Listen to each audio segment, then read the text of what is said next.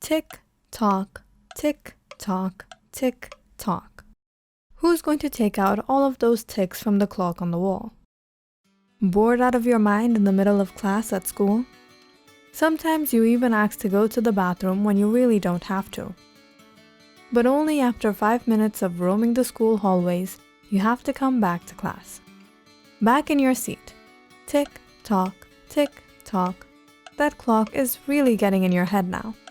You've been watching it since morning. Got to wake up? Check the clock. Got to eat breakfast in 10 minutes? Watch that clock. Got to reach school in time? Check that clock. First period bell just rang. Check that clock. And you've been staring at that clock from period 1 to 8, thinking, if I throw that clock out the window, is time really going to fly? Until it's finally dismissal. Just to get back home and check the time again. To finish up doing the homework, going out to play some ball, and then getting back home to have dinner and sleep. How many times do we watch the time in a day? There's no number. We are constantly doing it. Sometimes every minute, to every half an hour, to every hour. The worst thing about time is probably the fact of how it flies when you're having fun, or when you really need it to finish that exam paper, and how it stops in the middle of boring old health class. But nevertheless, time is the most important part of our lives. Whatever we do, we have to do while we still have time, and keeping track of it is a skill we all need to master. And with the hustle and bustle of the modern day, you can often see people sitting on their clocks and watches. No, really, otherwise, how would they be on time? Thanks to modern technology, there is a whole bunch of timekeeping devices that we can use. But have you ever thought how the people back then used to monitor their time throughout the day? Most likely, you have a clock on the wall and you often stare at it while you head out the door. A clock on your microwave you stare at every time you heat food, and a clock on the oven you stare at when you're boiling that egg. And of course, ever since the age of smartphones, you tap at that screen the whole day, your eyes glancing over, checking the time every passing minute. The wristwatch, however, is one of the devices that is never going to go out of fashion, just because of how small and handy it is, perfect for checking time. Now, let's go back in time. Before the smartphones, the wristwatches, the modern clocks. How did people know what time it was? How did they know it was time to be somewhere or to do something? We cannot know for sure how exactly early humans kept time, but scientists assume that they relied upon nature to go through with their day. In the prehistoric days, humankind observed the elements around them in order to measure time. It was the power of simple observation, deductive reasoning, that the ancient humans used to complete their time-tracking goals.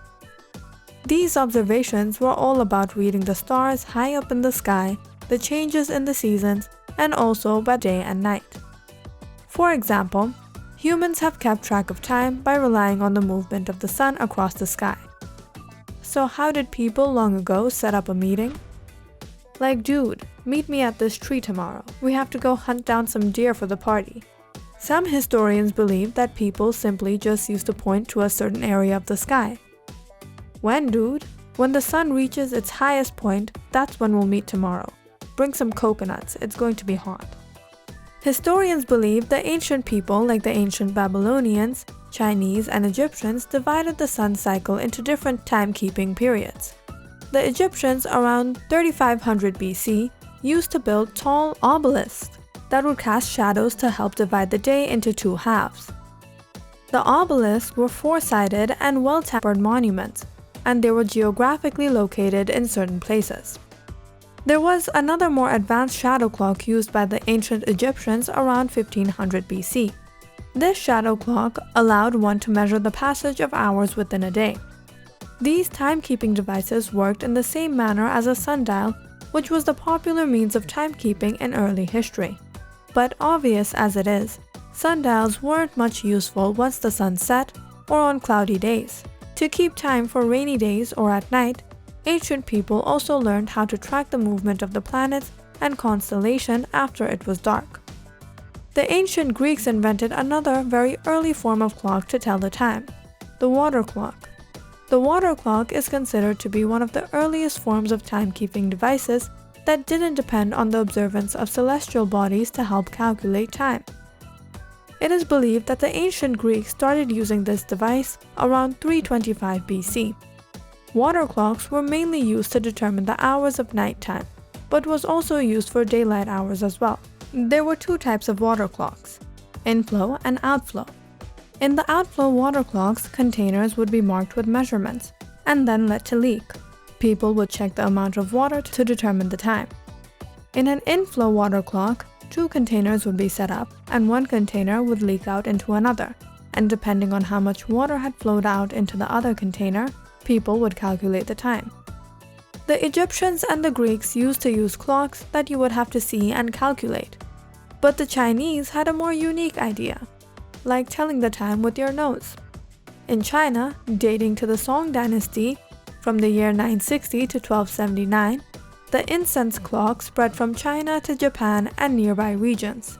Each version of the incense clock involved the burning of incense to track time, but the system was often different. Sometimes the clock had various colors of smoke to signal the time, while some involved different incense smells. Manufacturers would produce a stick that would last 4 hours to burn out, and by changing the chemical used along the stick, the smell would change every hour or the color of the smoke would change. So you could go around the house attending to your business and take the occasional sniff. Smells like roses, it's 2 o'clock. Oh, now it smells like lavender. It's 3 o'clock already? Over time, other devices like the hourglass was invented, but they were more like timers rather than clocks. These devices relied on what time it would take for a particular substance like sand or water to move from one side to the other. And let's not forget the rooster, that people used as an alarm clock. Cock-a-doodle-doo. Humans have always been clever creatures, figuring out everything as it comes. Humans have relied on a variety of nature's solutions to the problem of timekeeping. The silliest of them all was probably the full bladder method. When you drink a lot of water before you go to bed, you're definitely going to wake up early to go to the bathroom. I think people even used a certain species of dog. What were they called? Oh yes, the watchdog. It was great at telling time. Finally, in the 1300s, a huge advancement occurred when mechanical clocks were invented, which used weights and springs. At first, they struck a bell every hour, so it wasn't like the clocks that have faces and minute and hour hands. These mechanical clocks worked by using an escapement, a lever that pivoted and meshed with a toothed wheel at certain intervals. The escape of either the weights and springs powered the clock in a controlled movement in order to regulate the speed at which the gears and wheels moved that was used to measure the time turned. In the 1400s, another discovery made smaller timekeeping devices possible. Small coiled springs would unwind at a speed controlled by an escapement. These were used to move the hands on the clock as well as weights or springs of the previous larger clocks. In 1656, Christian Huygens invented the pendulum clock, which used weights and a swinging pendulum. Previous clocks were off by 15 minutes a day, but these clocks were much more accurate and off by less than a minute a day. But the downside was that the bigger the pendulum, the more accurate the clock, so it didn't help to make smaller devices. In 1761, after many attempts, John Harrison finally succeeded at inventing a small clock. This tiny pocket watch was even more accurate and lost only 5 seconds in 6.5 weeks.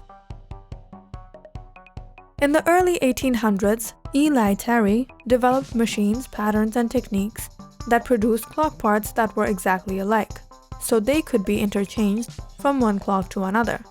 Clocks were then mass-produced and the prices of clocks went down. Until the 1800s, clocks were invented, but not many people had them.